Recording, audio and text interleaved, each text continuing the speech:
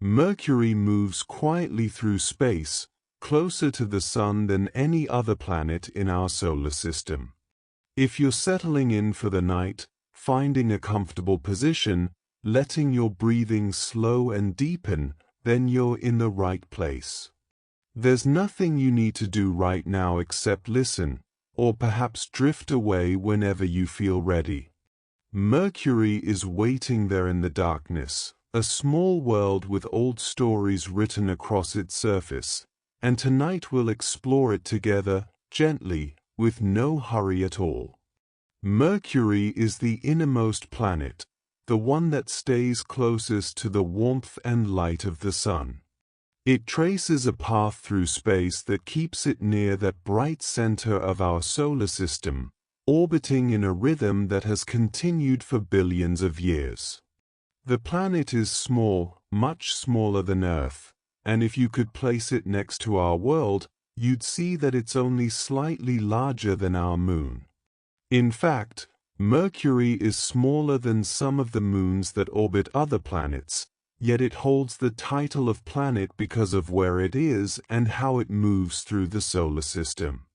The surface of Mercury is gray, a soft gray that comes from ancient rock worn by time and the constant touch of sunlight.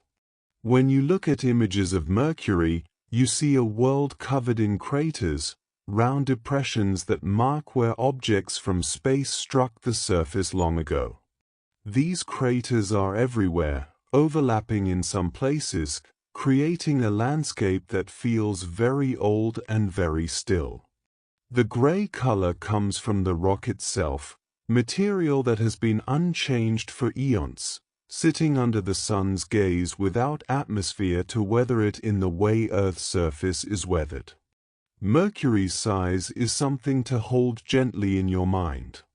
The planet is about 38% the diameter of Earth, which means if you lined up a bit more than 2.5 Mercuries side by side, they would equal Earth's width.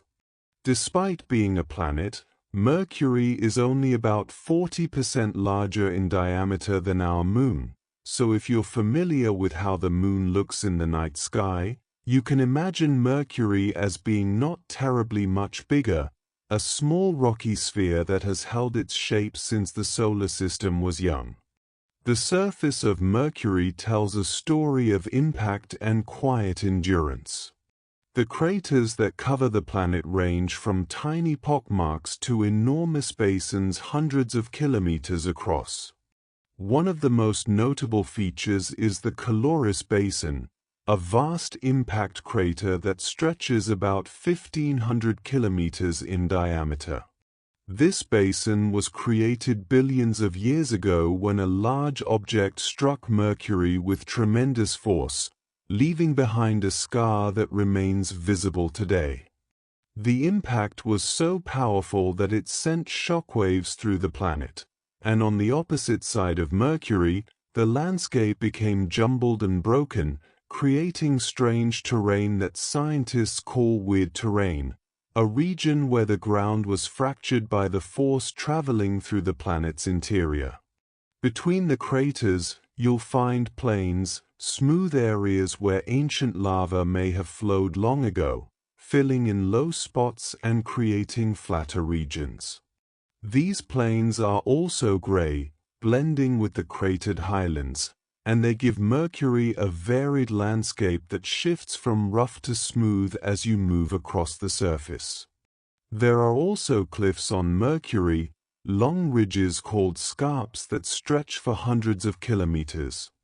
These cliffs formed as the planet cooled and contracted over time, causing the crust to wrinkle and fold. The scarps can be several kilometers high, creating steep slopes on a world that is otherwise quite still. Mercury's temperature swings are extreme, more extreme than any other planet in our solar system. During the day, when the sun is overhead, the surface can heat up to around 430 degrees Celsius, hot enough to melt lead. But because Mercury has almost no atmosphere to hold onto that heat, when night falls, the temperature drops dramatically. At night, the surface can cool to around -180 degrees Celsius, colder than the coldest places on Earth. This enormous difference between day and night temperature, more than 600 degrees, happens because there's no blanket of air to moderate the conditions. Heat simply radiates away into space when the sun sets. The atmosphere of Mercury is so thin that it's barely there at all. Scientists call it an exosphere rather than an atmosphere, because it's made up of individual atoms that are so spread out they almost never collide with one another. These atoms come from the surface, knocked loose by the solar wind and by tiny impacts from space dust. The exosphere contains traces of oxygen, sodium, hydrogen, helium, and potassium, but the total amount of gas is incredibly small. If you stood on Mercury, you wouldn't feel any wind, wouldn't sense any air pressure, because there's simply not enough atmosphere to create those sensations. The sky would appear black, even during the day, because there are no air molecules to scatter sunlight. Mercury's day is strange and long, much longer than you might expect. The planet rotates on its axis slowly, taking about 59 Earth days to complete one full rotation. At the same time, Mercury orbits the Sun quickly, completing one orbit in about 88 Earth days. This combination of slow rotation and fast orbit creates an unusual situation. From the surface of Mercury, one full day and night cycle, from sunrise to sunrise, takes about 176 Earth days. That means if you were standing on Mercury and watched the sun rise, you would have to wait the equivalent of nearly 6 Earth months before you'd see it rise again.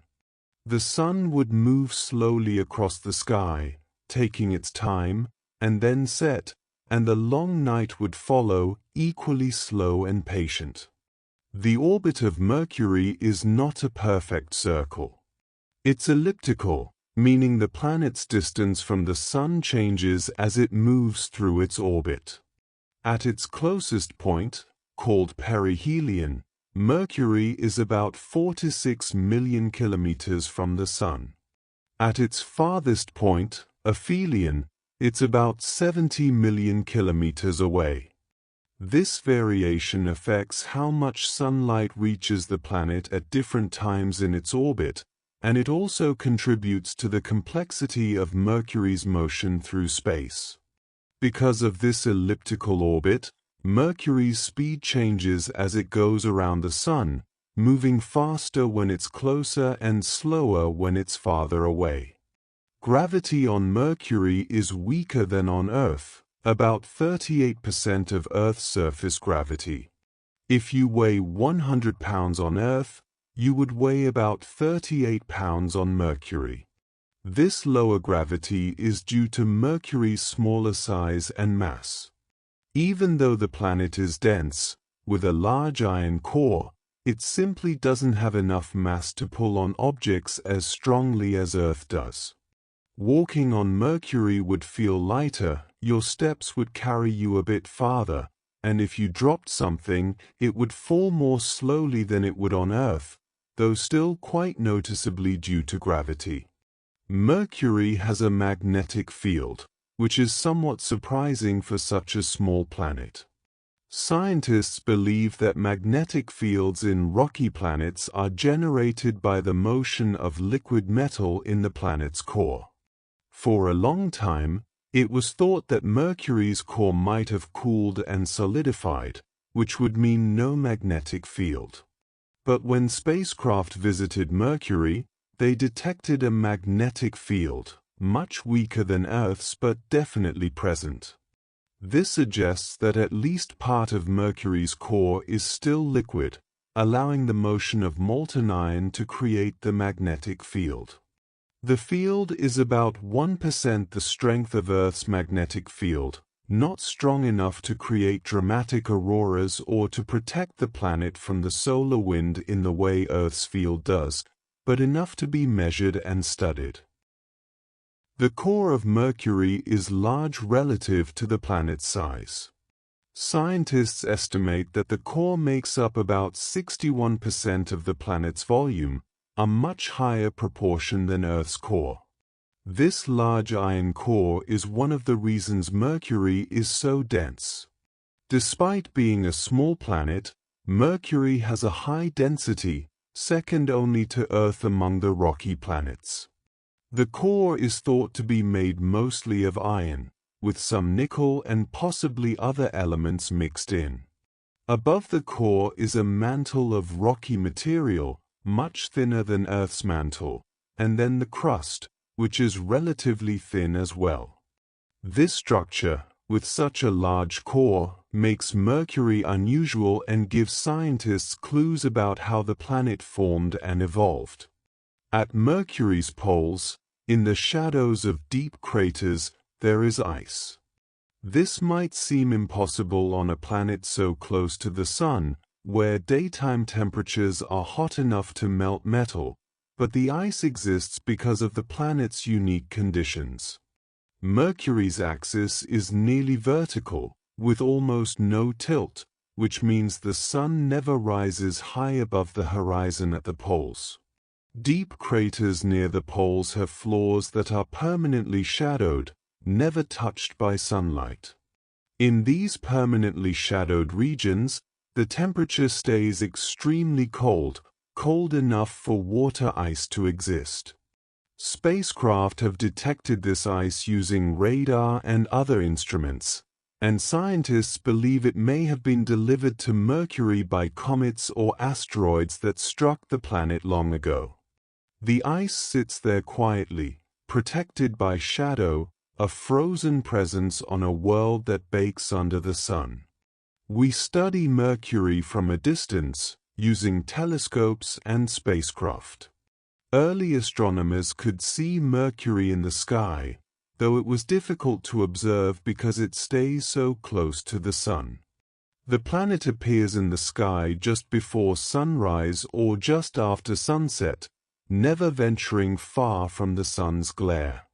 Ancient cultures noticed Mercury and tracked its movements, recognizing it as a wandering star that moved differently from the fixed stars in the background. With telescopes, astronomers could see that Mercury was a sphere, and they could detect some features on its surface, though the details were hard to make out.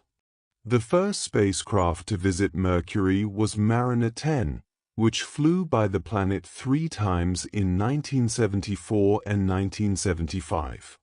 Mariner 10 sent back the first close-up images of Mercury's surface, revealing the cratered landscape in detail for the first time. The spacecraft mapped about 45% of the planet's surface, showing scientists a world that looked somewhat like the Moon, covered in impact craters and ancient lava plains. Mariner 10 also detected Mercury's magnetic field, which was an unexpected discovery at the time. Many years later, another spacecraft called Messenger visited Mercury. Messenger stood for Mercury surface, space environment, geochemistry, and ranging, and it arrived at Mercury in 2011, becoming the first spacecraft to orbit the planet. Messenger spent several years studying Mercury, mapping the entire surface, measuring the composition of the rocks, studying the magnetic field, and detecting the ice at the poles. The spacecraft sent back thousands of images and vast amounts of data, transforming our understanding of Mercury. Messenger revealed details about the planet's history, its volcanic past, the structure of its interior, and the processes that shaped its surface. Eventually, after completing its mission, Messenger's orbit decayed and it impacted the surface of Mercury in 2015, adding one more small crater to the ancient landscape. Currently, A mission called Bepicolombo is on its way to Mercury. This is a joint mission by the European Space Agency and the Japanese Space Agency, and it consists of 2 spacecraft that will study Mercury from orbit. Bepicolombo is traveling through space now, making flybys of Earth, Venus, and Mercury to adjust its trajectory, and it will arrive at Mercury in the mid-2020s. Once there, the 2 spacecraft will separate and study the planet from different orbits, examining the surface, the interior, the magnetic field, and the exosphere in even greater detail than before. If you could stand on Mercury, the experience would be unlike anything on Earth. The sky would be black, a deep black even in the daytime, because there's no atmosphere to scatter the sunlight.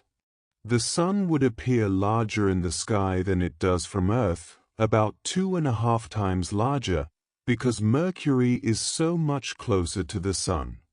The sunlight would be intense, harsh and bright, casting sharp shadows across the rocky ground.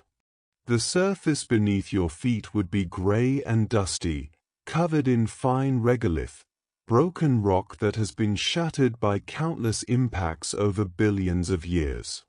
There would be no sound except perhaps the vibrations through the ground from your own movements, because sound needs air to travel, and Mercury's exosphere is far too thin to carry sound waves. The horizon would be closer than on Earth, because Mercury is a smaller planet, so the curvature of the surface would be more pronounced. You might see crater rims in the distance, ancient scars on the landscape, and perhaps one of the long scarps, a cliff stretching across the terrain. The lighting would change very slowly, because Mercury's day is so long. If you stayed in one place, you would see the sun creep across the sky over the course of many Earth days, moving so gradually that the change would be almost imperceptible from moment to moment. Mercury matters to scientists because it helps us understand how rocky planets form and evolve. Being so close to the Sun, Mercury experienced different conditions during the formation of the solar system than the planets farther out. Studying Mercury gives clues about the processes that built the terrestrial planets, the rocky worlds like Mercury, Venus, Earth, and Mars. Mercury's large core, its unusual orbit, and its proximity to the Sun make it a valuable piece of the puzzle. By understanding Mercury, scientists can test theories about planetary formation, learn about the early solar system, and better understand the diversity of worlds that exist around other stars. The surface of Mercury is quiet now, a frozen record of the solar system's violent youth. Billions of years ago, the inner solar system was a more chaotic place, filled with debris left over from the formation of the planets. Objects of all sizes collided with the young planets, creating the craters we see today. Over time, the number of impacts decreased as the solar system cleared out, and Mercury's surface became more stable. The craters remain, a testament to that early era, and the planet continues its slow rotation and swift orbit, unchanged in its essential character for eons. A slow drift across the surface of Mercury would take you through varied terrain. You might begin in a cratered highland, where the ground is rough and pockmarked, each crater overlapping with its neighbors, creating a complex texture of rims and floors and central peaks. Moving onward, you would cross into a smoother plain, where ancient lava flows filled in the low areas, creating a flatter landscape. The color would remain gray throughout, the same dull gray of iron-rich rock that has never known the touch of water or wind. Here and there, you might encounter a scarp, one of those long cliffs formed when Mercury's interior cooled and the planet contracted slightly, causing the crust to buckle. The scarp would rise up before you, a wall of rock stretching into the distance, and you could follow its length, seeing how it cuts across craters and plains alike. In some regions, you would find small, bright craters, younger impacts that have not yet been darkened by the constant bombardment of the solar wind and micrometeorites. These bright craters stand out against the darker background, little splashes of lighter material where fresh rock has been exposed. Moving further, you might come across the edge of the Caloris Basin, that enormous impact structure. The basin is so large that you couldn't see all of it at once from the surface, but you would notice the landscape changing, the ground dipping down, the crater walls forming a distant horizon. The floor of the Caloris Basin is relatively smooth, filled with lava that flowed into the depression after the impact, creating a vast plain inside the crater. If you traveled far enough, you might eventually reach one of the poles, where the craters with permanent shadow lie. These craters are not different in appearance from others, except that their floors are dark, never lit by the sun inside those shadowed regions. The ice waits, cold and undisturbed, a hidden resource on a planet that seems to offer nothing but rock and dust. Comparing Mercury to the Moon, the similarities are striking. Both are heavily cratered, both are gray, and both lack significant atmospheres. But there are differences too. Mercury is larger than the Moon, and it has that magnetic field, whereas the Moon does not have a global magnetic field. Mercury's craters are somewhat different in appearance because the gravity is stronger on Mercury than on the Moon, which affects how ejecta is distributed during an impact. On the Moon, ejecta can be thrown farther from the impact site, creating ray patterns that stretch across the surface.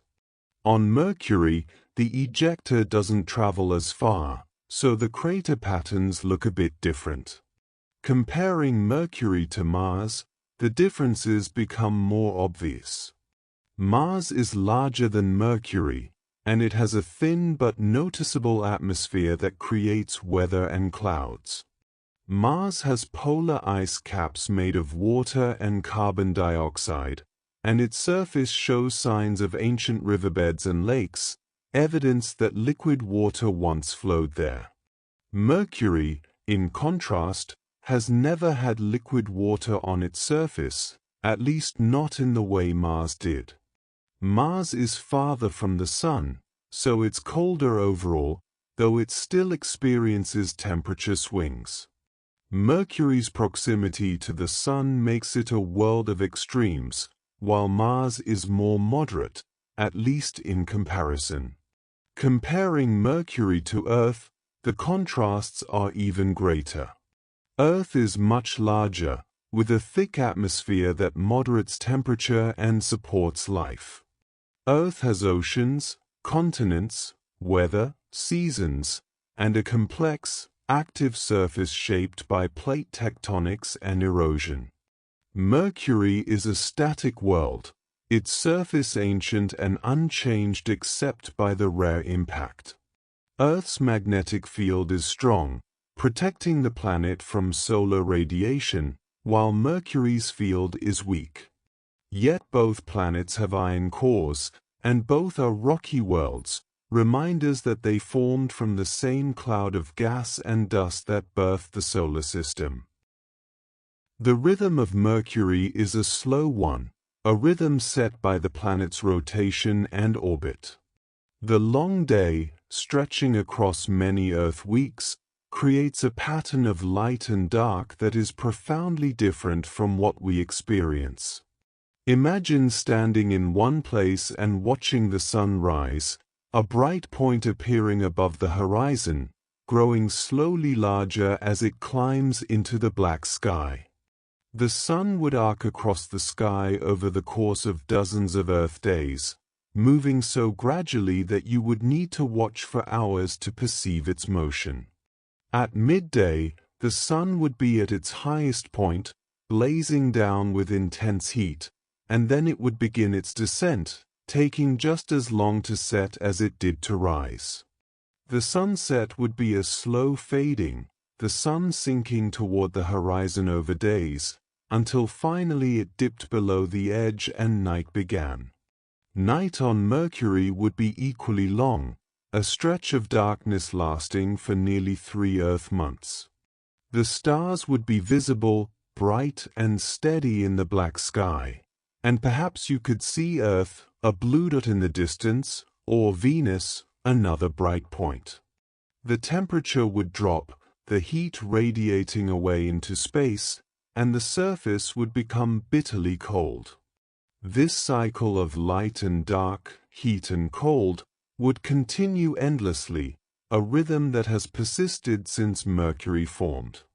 The silence on Mercury would be complete. Without an atmosphere to carry sound, there would be no wind, no rustling, no distant noise.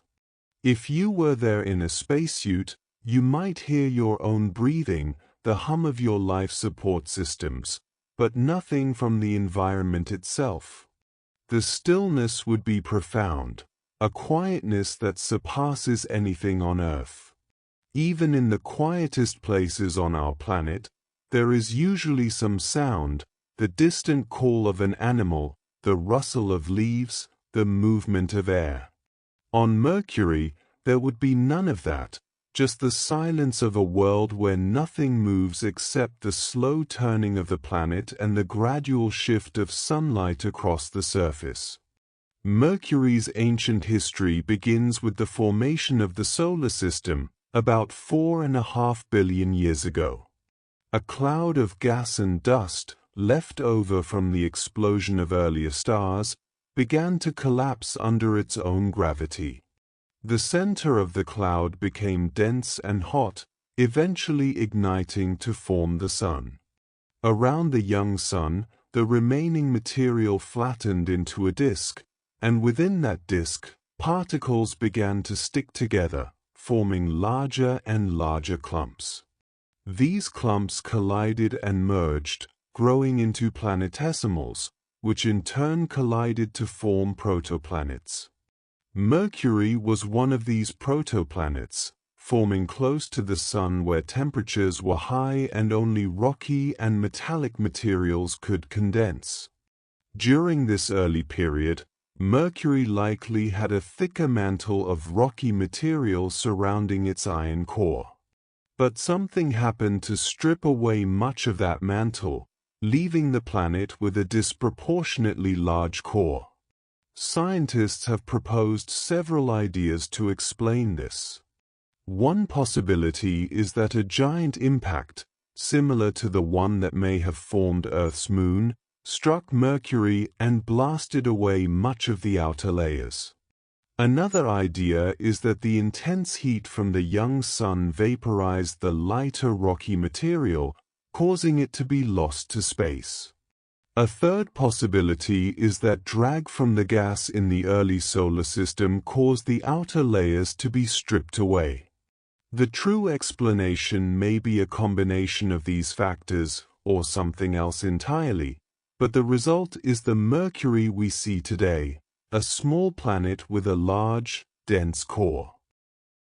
After the planets formed, the early solar system was still filled with leftover debris, and for hundreds of millions of years, the planets were bombarded by asteroids and comets.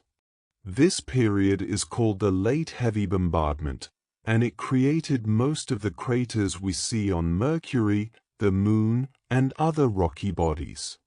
The impacts were violent, releasing enormous amounts of energy, melting rock, and reshaping the surfaces of the young planets. Over time, the bombardment slowed as the solar system cleared out, and the surfaces of the planets became more stable. Mercury's surface froze in time after this period, with only occasional impacts adding new craters to the ancient landscape. The calm science of discovery is a process of patience and careful observation. Scientists cannot visit Mercury themselves, not yet anyway, so they rely on telescopes and spacecraft to gather information. Each new mission adds to the understanding, filling in details, correcting earlier assumptions, and raising new questions. When Mariner 10 first visited Mercury, it provided a glimpse of the planet, but it only saw part of the surface and had limited instruments. Messenger filled in many of the gaps, mapping the entire planet and studying it in much greater detail. Colombo will add even more information, using advanced instruments to probe the planet's interior, study its composition, and monitor how the solar wind interacts with the exosphere and magnetic field. From these missions, scientists piece together a picture of Mercury. They analyze the images, counting craters to estimate the age of different regions, studying the shapes of cliffs to understand how the planet contracted, examining the spectrum of light reflected from the surface to determine what minerals are present. They measure the magnetic field, use gravity measurements to infer the structure of the interior, and track the planet's orbit to test theories of gravity and general relativity. Each piece of data is a small part of the larger puzzle, and over time, the picture becomes clearer. If you're still awake, that's perfectly fine. There's no need to focus too hard, no need to remember every detail. Just let the information wash over you, a gentle stream of facts about a distant world. Mercury is still there, orbiting the Sun, unchanged by our attention, continuing its slow rotation and swift orbit as it has for billions of years. Mercury's day and night cycle is tied to its rotation and its orbit in a way that creates a resonance, a mathematical relationship between the two. For every 2 orbits around the Sun, Mercury rotates on its axis exactly 3 times. This is called a 3-to-2 spin-orbit resonance, and it's a stable configuration that Mercury settled into long ago due to the gravitational influence of the Sun. This resonance means that the same face of Mercury doesn't always point toward the Sun, unlike the Moon, which always shows the same face to Earth. Instead, different parts of Mercury experience day and night, but the cycle is long and slow, stretching across those 176 Earth days. Because of this resonance and the elliptical orbit, there are 2 points on Mercury's equator, called the hot poles, where the Sun appears much larger in the sky than elsewhere on the planet.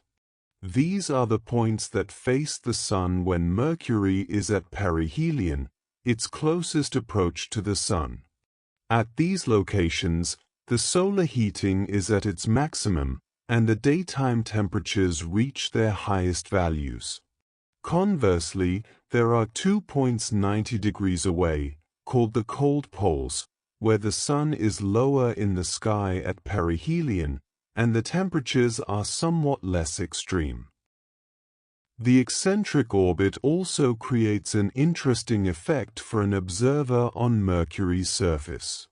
Because the planet's rotation speed is constant but its orbital speed changes, someone standing on Mercury would see the Sun change its speed of motion across the sky. Near perihelion, when Mercury is moving faster in its orbit, the Sun would appear to slow down, stop, and even move backward briefly before continuing its usual motion across the sky. This retrograde motion is a result of the interplay between the planet's rotation and its changing orbital speed, a subtle dance that plays out over the long Mercurian day. Mercury's cratered surface is not all the same age. Some regions are more heavily cratered than others, indicating they are older and have been exposed to impacts for longer periods. Scientists use crater counting to estimate the ages of different areas.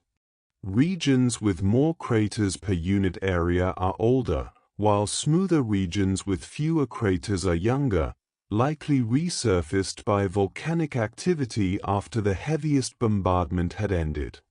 This technique, developed by studying the Moon, helps to create a timeline of Mercury's geological history, showing when different events occurred. The volcanic plains on Mercury are thought to have formed from eruptions of lava that flowed across the surface, filling in low areas and burying older craters. This volcanism likely occurred early in Mercury's history, powered by the heat from the planet's formation and from the decay of radioactive elements in the interior. Over time, as the planet cooled, volcanic activity ceased, and the surface became inactive. The lava plains that remain are ancient, frozen in place, their surfaces now covered with craters from later impacts.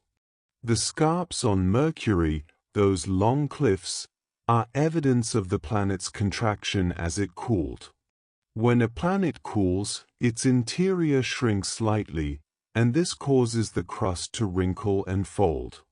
On Mercury, this process created scarps that are sometimes called lobate scarps because of their curved, lobe-like shapes. These features can be hundreds of kilometers long and several kilometers high, impressive structures that cut across the landscape. The scarps have disrupted craters, sometimes cutting them in half, which shows that the scarps formed after at least some of the cratering occurred. Mercury's density is high because of its large iron core. Density is mass divided by volume, and Mercury's high density indicates that it contains a large proportion of heavy elements, primarily iron. Scientists believe that Mercury's core is made mostly of solid iron with a liquid outer layer. The presence of a magnetic field suggests that this outer layer is molten and convecting, generating the field through a dynamo process similar to what happens in Earth's core. The details of Mercury's interior structure are still being studied, and missions like Bepi-Colombo will help refine these models. The discovery of ice at Mercury's poles was a surprise, but it makes sense given the conditions. The permanently shadowed craters provide a cold refuge on a planet that otherwise experiences extreme heat. The ice is thought to be relatively pure water ice, possibly mixed with some organic compounds. It likely came from comets or asteroids that struck Mercury, delivering water and other volatile materials. On impact, most of the water would have vaporized, but some of it could have migrated to the poles, where it condensed in the cold traps. The ice has remained there for a very long time, protected from the sun's heat by the crater walls. Scientists are interested in this ice because it could provide clues about the early solar system and the delivery of water to the inner planets. Water is essential for life as we know it, and understanding how it was distributed in the solar system helps us understand the conditions that led to life on Earth. The ice on Mercury is also of interest for future exploration, as it could potentially be used as a resource by future missions or even by human explorers, though visiting Mercury would be extremely challenging given the harsh environment. The exosphere of Mercury is constantly being replenished and lost.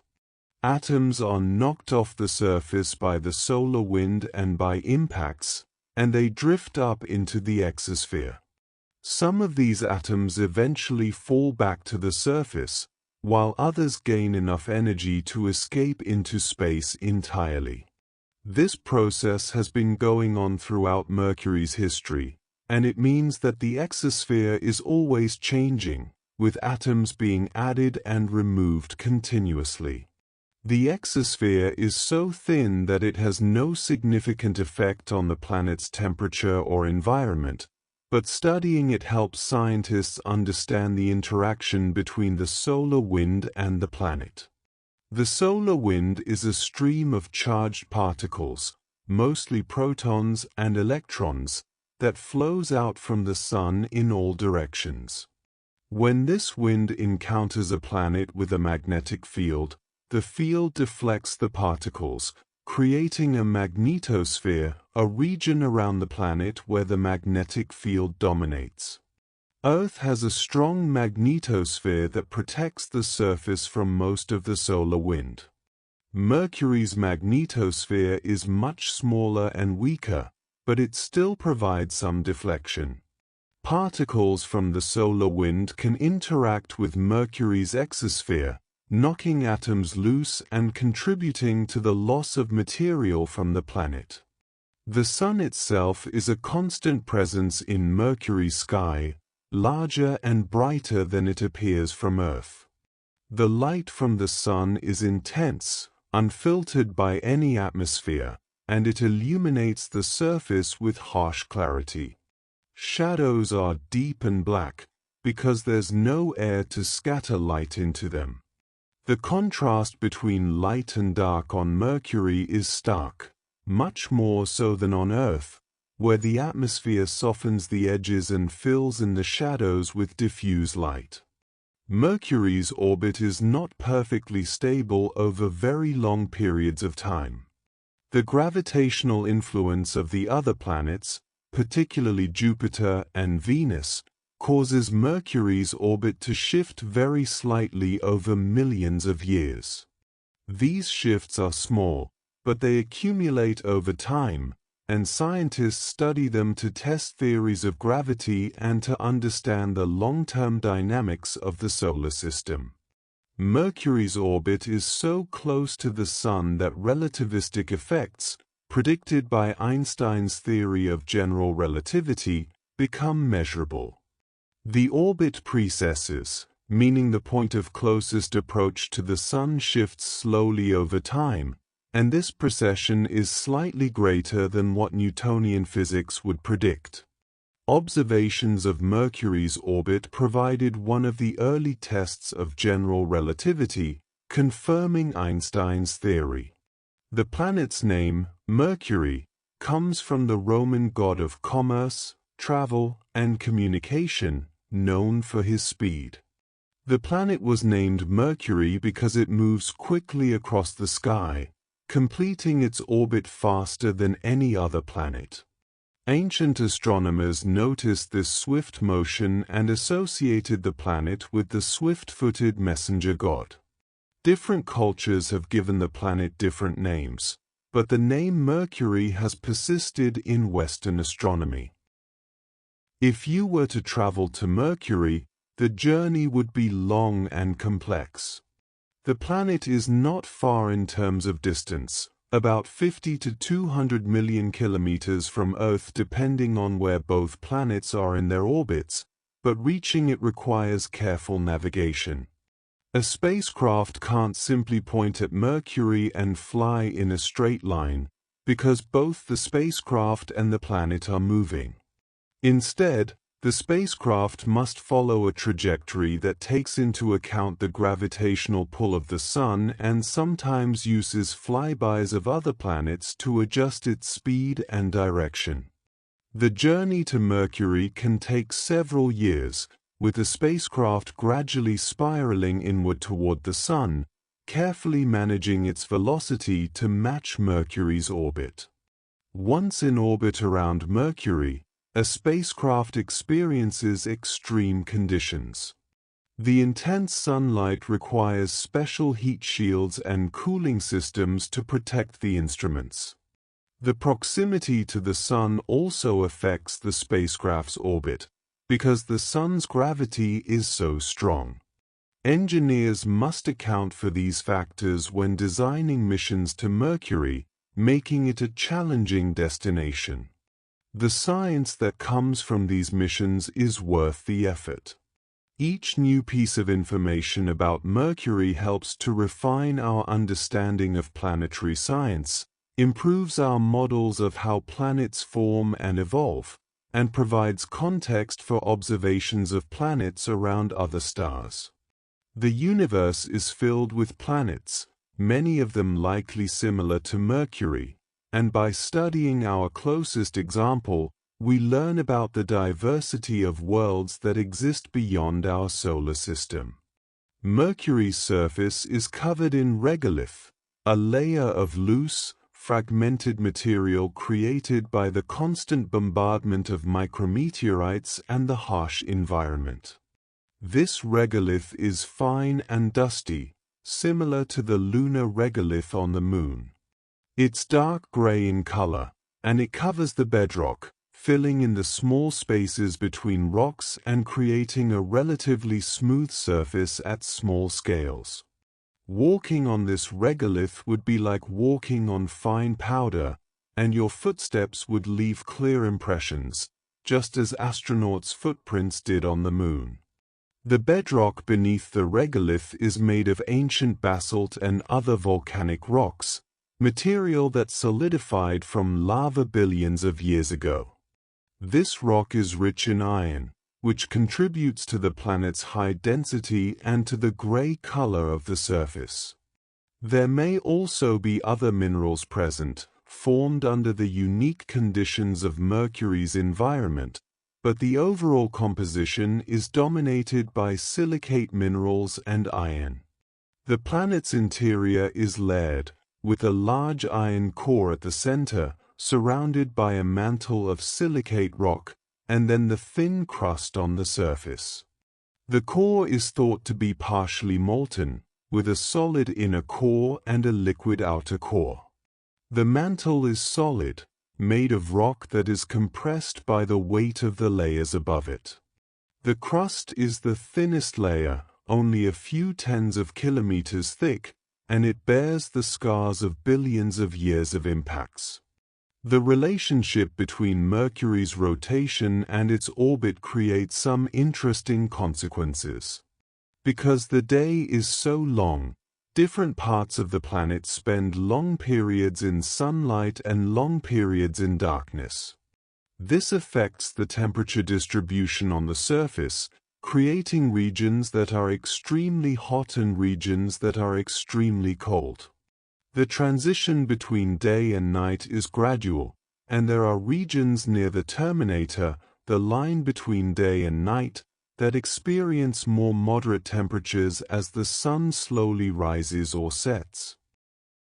Mercury's small size means that it cooled relatively quickly compared to larger planets. Heat escapes from a planet's interior through the surface, and a smaller planet has a larger surface area relative to its volume, which means it loses heat faster. This rapid cooling is part of the reason Mercury's geological activity ceased early in its history.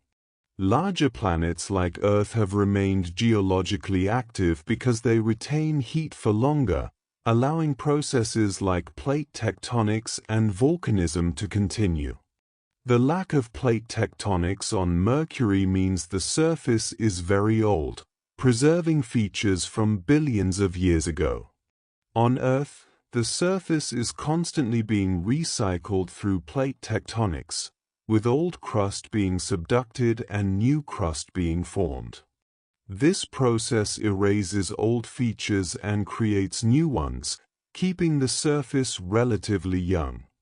Mercury's surface, in contrast, is a snapshot of the ancient past, a record of the early solar system that has been preserved because the planet is small and cold. There's nothing you need to do right now.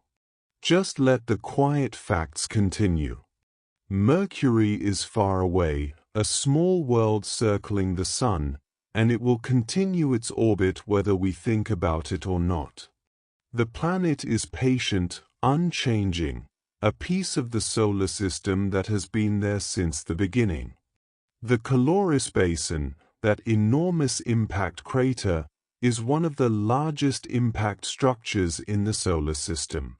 Its formation must have been a spectacular event, a collision that released an enormous amount of energy, melting rock, ejecting material, and creating shockwaves that traveled through the planet. The impact happened early in Mercury's history, and the basin has been modified by later impacts and by volcanic activity, but it remains a dominant feature on the planet's surface. Inside the Caloris Basin, the floor is relatively smooth, filled with lava that flowed into the depression after the impact. This lava formed smooth plains, and these plains are now covered with smaller craters from later impacts. The rim of the basin is marked by rings of mountains, peaks that were pushed up by the impact, forming a circular ridge around the edge of the crater. On the opposite side of Mercury from the Caloris Basin, the weird terrain is a jumbled landscape of hills and valleys, created when the shockwaves from the impact converged. The energy from the impact traveled through the planet, and when it reached the far side, it disrupted the surface, breaking it into the fractured terrain we see today. This connection between the impact and the weird terrain is evidence of how powerful the collision was and how the energy propagated through Mercury's interior. Mercury's craters come in different types, depending on the size and energy of the impact. Small craters are simple bowl shapes, a round depression with a raised rim. Larger craters are more complex, with terraced walls, central peaks, and flat floors. These features form because larger impacts excavate deeper into the crust, and the rock behaves differently under the extreme conditions of the impact. The central peak forms when rock rebounds after the impact, like a drop of water splashing upward after hitting a surface. Some craters on Mercury have bright rays extending from them, streaks of lighter material that were ejected during the impact. These rays are made of fresh material from beneath the surface, rock that hasn't been darkened by exposure to the solar wind and micrometeorites. Over time, the rays fade as the material is weathered, so bright rays indicate a relatively young crater, one that formed more recently than the older, darker craters. The lack of erosion on Mercury means that even small craters can persist for billions of years. On Earth, craters are eroded by wind, water, and tectonic activity, and they disappear relatively quickly. On Mercury, there's no wind or water, and no tectonic activity, so craters remain sharp and well preserved. This makes Mercury's surface a valuable record of impact history, a chronicle of collisions that have occurred over the life of the solar system. The permanently shadowed craters at Mercury's poles are some of the coldest places in the solar system. The temperature in these craters can be as low as -200 degrees Celsius, colder even than Pluto's surface in some cases. This extreme cold is maintained because the crater floors are never exposed to sunlight, and there's no atmosphere to transport heat from the surrounding areas. The ice in these craters is stable over long periods of time, trapped in a frozen reservoir that could potentially provide clues about the early solar system if it could ever be sampled. The study of Mercury's ice has been conducted using radar observations from Earth and from spacecraft. Radar can penetrate the surface and detect the presence of ice beneath a layer of dust or regolith. The radar signals bounce back differently from ice than from rock, allowing scientists to map where the ice is located and estimate how much is present. These studies have shown that the ice deposits are substantial, covering areas of several thousand square kilometers and extending to depths of a few meters in some places.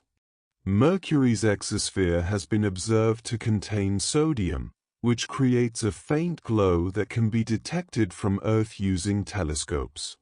This sodium comes from the surface, knocked loose by the solar wind and by impacts, and it forms a tenuous cloud around the planet. The sodium atoms absorb sunlight and re-emit it, creating a characteristic yellow glow that can be measured and studied. This glow varies with Mercury's position in its orbit and with solar activity, providing insights into the processes that shape the exosphere. The planet's magnetic field has been mapped by spacecraft, revealing its structure and strength. The field is offset from the center of the planet and tilted relative to the rotation axis, which suggests that the dynamo process generating the field is not centered in the core.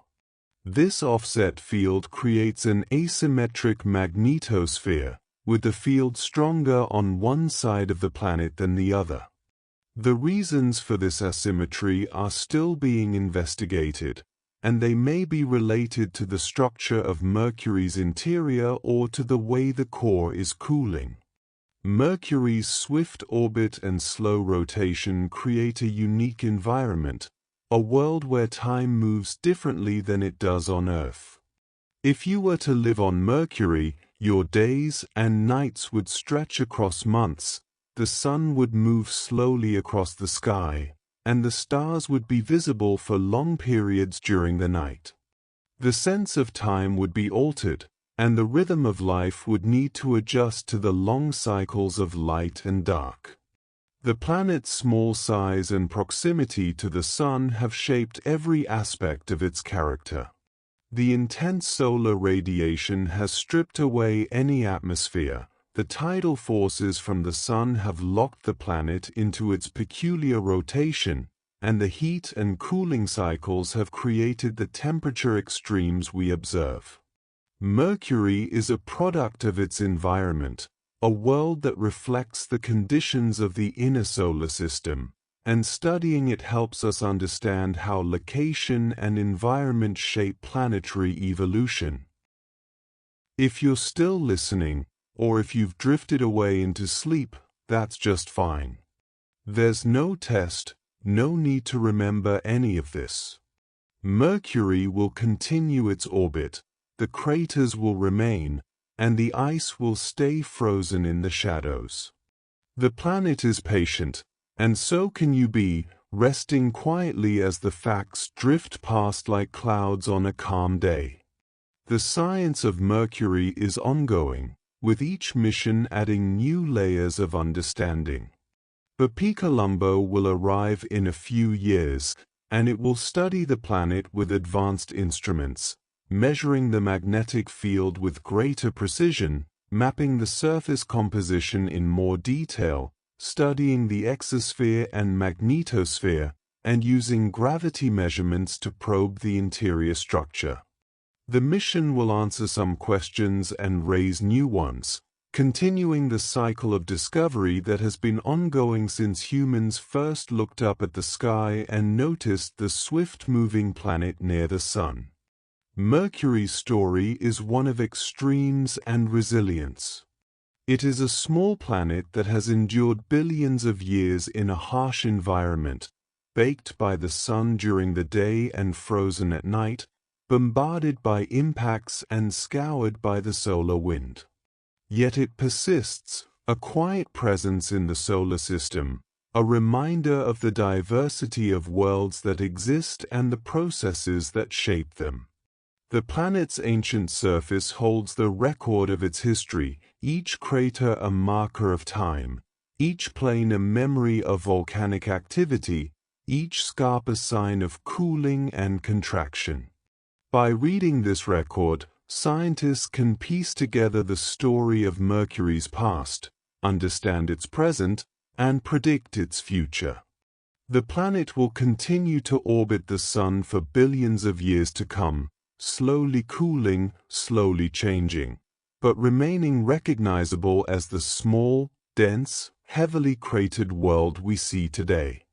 Mercury's contribution to our knowledge extends beyond itself. The planet is a laboratory for understanding planetary processes, a place where we can observe the effects of extreme conditions, test theories of gravity and magnetism, and study the history of the solar system. Every detail we learn about Mercury informs our understanding of other worlds, both in our solar system and beyond, and helps us answer the fundamental questions about how planets form, evolve, and change over time. The quietness of Mercury, its stillness and stability, make it a peaceful subject for contemplation. There's no urgency on Mercury, no rush, just the slow turning of the planet and the patient orbit around the Sun. This sense of calm, this timelessness, is part of what makes Mercury a fitting topic for a bedtime exploration, a world where the pace is slow and the facts unfold gently, one after another, in a rhythm that encourages relaxation and rest. As the facts continue, they form a picture of a world that is both familiar and alien. Familiar because it is made of rock and iron, because it orbits the same sun we do, because it is part of our cosmic neighborhood. Alien because its environment is so different from Earth's, because the conditions on its surface are so extreme, because the rhythms of its day and night are so unlike our own. Mercury reminds us of the variety of environments that exist in the universe, the range of conditions under which matter arranges itself into planets, and the many ways those planets can evolve. It is a small world, easily overlooked in favor of more dramatic destinations, but it has its own beauty, its own story, and its own place in the grand tapestry of the cosmos. The planet's gray surface, its cratered landscape, its lack of atmosphere, all contribute to a sense of simplicity, a pared-down world where the essentials of planetary geology are on display without the complications of weather, vegetation, or tectonic activity. Mercury is a planet reduced to its fundamentals, a ball of rock and metal orbiting the Sun, shaped by impacts and heat and time.